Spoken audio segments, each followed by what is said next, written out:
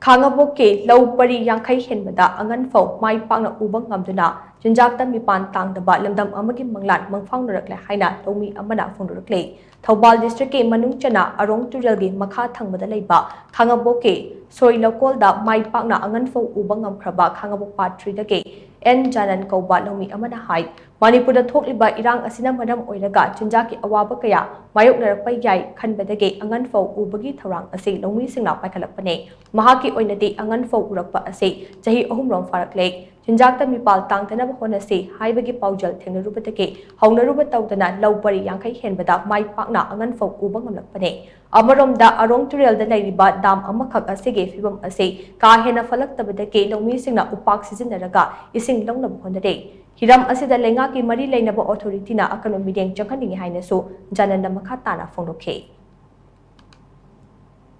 अखोइना लौमी सिंगना लौची उबो पामजरगा सु अखोइदा अवाबा मा अखोइदा मायोंगना जै मदुदि अखोइगी लैरिबा रिवर टोरेल से अखोइ दाम अम खग लैजै दाम से अखोइ जिगामना मतिक चादबा हाइतारे हानदि यामना चारमबदगी क्वालिटी मेंटेन खर तौदबदगी दाम से फेल ओरकपा मदुदगी लौमी म्याम संगदुना अखोइना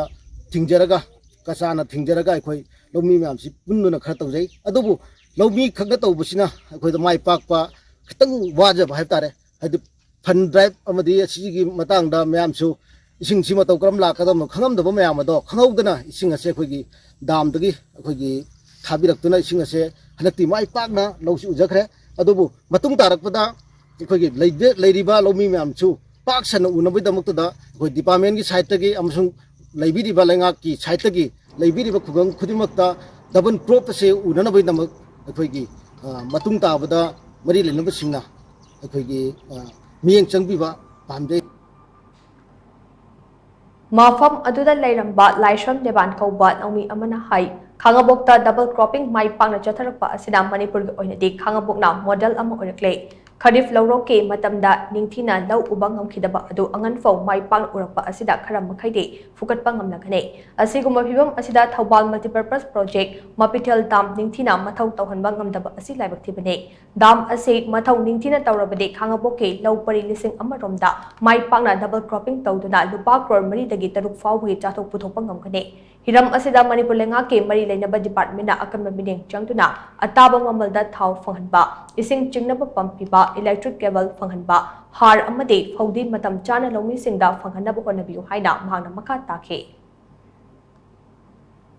तसेंगना हजिक हाइब लौसिंगजे उमतम देखोइन फेट पाजब मतमदा लौ संगमदा यामद्रबदा फौ